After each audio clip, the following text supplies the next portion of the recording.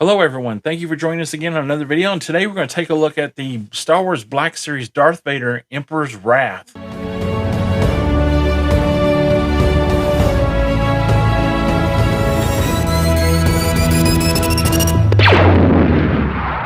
right, so you might be wondering why we're doing such an old figure. This is kind of a weird Black Series figure that was a Walgreens exclusive. We've had it in our collection for a little while, and we decided to just go ahead and unbox it and do a review on it since it's Darth Vader. It's so cool. So a lot of you might already have this figure in your collection, and please let us know down in the comments what you think of this figure. We're getting ready to open it up and check it out. So this figure was originally released in 2015, and like I said, it's a Walgreens exclusive, and you may still be able to find this at Walgreens if you're lucky. You should be able to maybe find this at some of the stores. Might have them. The stores in our area do not have it anymore. I haven't seen it in a long time, but I did pick this up when Walgreens was having a Black Series figure sale. So it was a really good deal and couldn't pass it up. And as you can see, it's been sitting on the shelf for a long time. The box is kind of beat up, but let's get the figure out. So quickly, we're going to take a look at the box. The old Phase 3 box. It's been a while since we've had one of these. And with it being an exclusive, it did not have a number. And there is the back of the box. I love this grayscale image with Darth Vader and the electricity and like the Sith lightning from the Emperor around his helmet. And then his hand is also chopped off from Luke. And it also has a description. All right, so it's been a while since we've actually opened a Phase 3 with the window on top.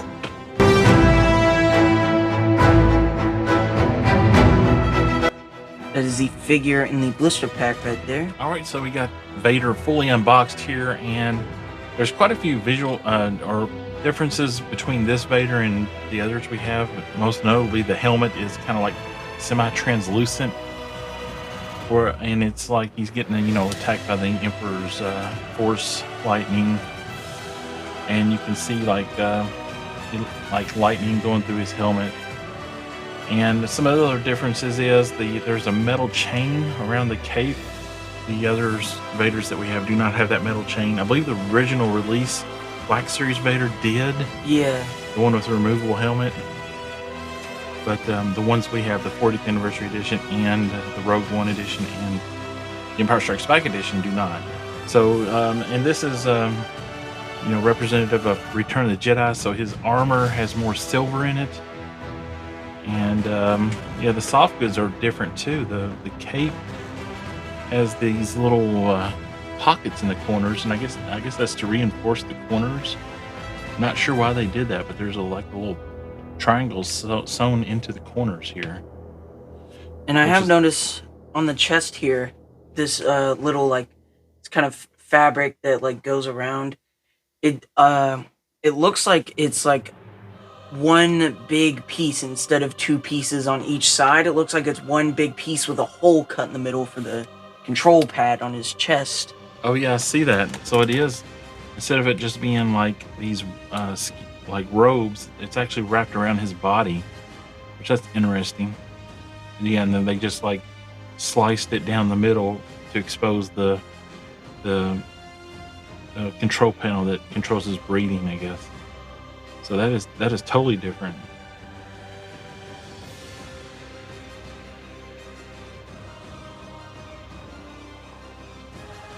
And then one of the biggest differences in this figure and the others is that his hand is removable. Alex, you want to remove his hand? Yeah, and we have his lightsaber in his hand. You can kind of see it there. Let me just remove his lightsaber from his hand.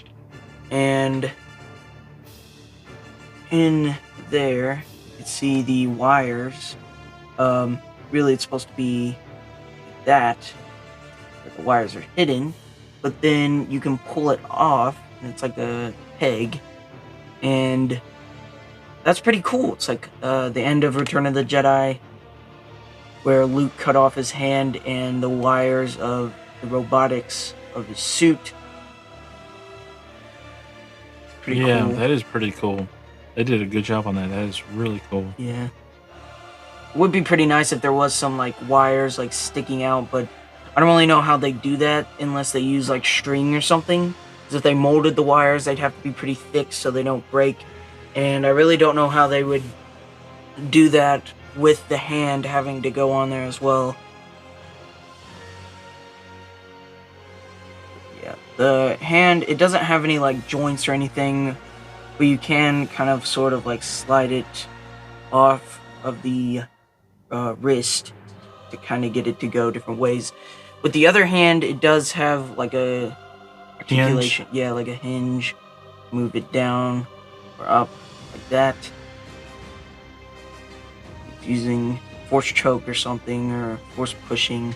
Yeah, I don't think the other Vaders even have that. I think his gloves and hands are all one piece. Yeah. If I remember correctly. We'll get our other Vaders out and do a comparison here in just a minute. So you can see the difference, the visual differences between this Vader and the others. Now he does come with one accessory, and that is his lightsaber, and the blade is removable as it is on most of all the Black Series figures. But the hilt is a little different than the newer ones, and so is the blade. The blade is a little more red, and I feel like the hilt is a little bit too small. It's like off proportion with the figure. And the newer ones have a like kind of like a hook right there where it should be, and you can like put it on his belt. And it looks like the old version does not have that. Yeah, and the plastic on the blade it seems less translucent, and it's kind of almost orangey looking when you put a light on it. Yeah. It is a bit thinner, I think, as well. Now let's take a closer look at his helmet right here. It is a like translucent like purple color as the Emperor or Palpatine is using his Force Sith lightning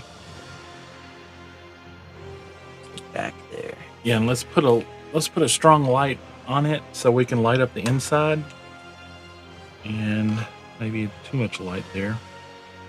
Let's see. Kind of seeing there.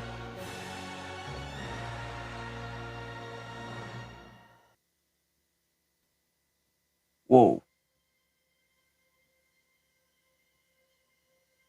I don't know if you can make it out on camera, but there is a fully sculpted skull inside the helmet, which is really interesting.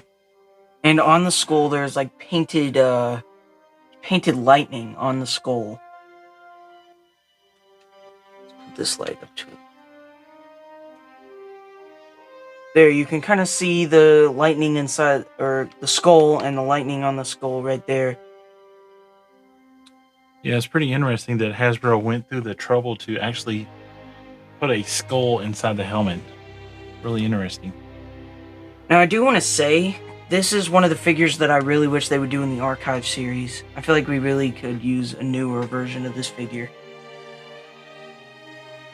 Instead of doing figures that they just released like a few years ago that don't need to be in the Archive series, like Tarkin. Tarkin, I think, was a fine figure. The original version was pretty good. The face sculpt and like the face and the likeness, it was really good. And I think that was before they started doing the photoreal deco. Yeah, I believe it was. And this Vader, yeah, I could see this Vader. Maybe they can do an archive release of this next year for the 40th anniversary of Empire Strike, 40th anniversary of Return of the Jedi.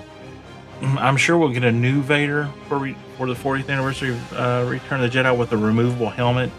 Hopefully they'll update that face sculpt underneath. I think that's probably, I would say they would have to do that for the 40th anniversary of Return of the Jedi. Yeah. Alright, here we have all of our Vaders lined up here. We have Vader from Obi-Wan Kenobi. We have the Star Wars 40th anniversary Vader. We have the 40th anniversary Empire Strikes Back / Phase 4 Black Series Vader from Empire Strikes Back. And then we have Emperor's Wrath. And you can tell the differences between the newer ones right here and the older sculpt from Phase 2/3. I think I think the original Return of the Jedi one in Phase 2 or Phase 1. I believe Phase 1, I want to say. And then they just got the sculpt from that original Vader and then created the new helmet or head sculpt with the skull inside, and that's what we got here, Emperor's Wrath Vader. And I gotta say, they've come a long way. They definitely had some updates with the figure, with the sculpt and articulation. Soft goods definitely. Yeah, the soft goods are greatly improved. My favorite out of this bunch is the Empire Strikes Back one. I just like the finish on it better. You know, it's more glossy, and things are more proportioned. Like his chest plate is smaller Yeah. than the New Hope and the 40th anniversary Vader. But yeah, they definitely come a long way with the older ones to the newer ones. The older one over here looks like the soft goods definitely has been updated with these. And with the one whole piece here with like a cut down the middle for the control panel, they changed it on all the rest. It is like the vest that goes all around the body, and then it continues down from the belt down into the like skirt part. Yeah, and the lightsabers are much improved. The hilt is a lot better on the newer Vaders, and the blade itself is more of a translucent actual red instead of orangey looking red. Yeah. Like the lightsaber on the older one, it just reminds me of like a cheap 3.75 inch 5 POA Vader lightsaber. So Alex, what are your thoughts on the Darth Vader Emperor's Wrath Black Series figure? I think I'll give this guy a 7 out of 10 on my score ranking. It's not that it's bad at all, and I can't really say that it's bad because it was probably back when this came out. We didn't get it right when it came out, but back whenever it did, it was probably a really good figure because it was before we got all these new figures and with the updates on them and everything. But yeah, back whenever this figure was released, it was the best Darth Vader they had released of the time, because of the only other Darth Vader that they released in the Black Series, I think, was the original version of this without the Emperor's Wrath helmet. But yeah, I think the whole point of the figure is really cool with the translucent helmet with the skull inside and with the removable hand. That was a really cool touch. Yeah, I think this figure is really nice overall. Yeah, I'm having trouble here because it is an older figure, so rating it to today's standards, doesn't really apply. So rating it like from back then, I mean, it's a pretty cool figure to have in your collection even today. So because it's unique with the helmet and everything, the soft goods and stuff are decent, I guess, for the time. But now that the things are much improved now, they have much better, thinner fabrics that they can use. That this fabric on this figure is so thick. It's kind of it's everywhere. Yeah, it just doesn't doesn't work well. So they've come a long way on their fabrics and soft goods. So I'm going to give this figure 4 out of 5 stars, just because it's a really cool figure just to have in your collection. It's a exclusive figure. You don't see a lot of these out there. So and it's Darth Vader. So I mean, you have to have this in your collection. Yeah.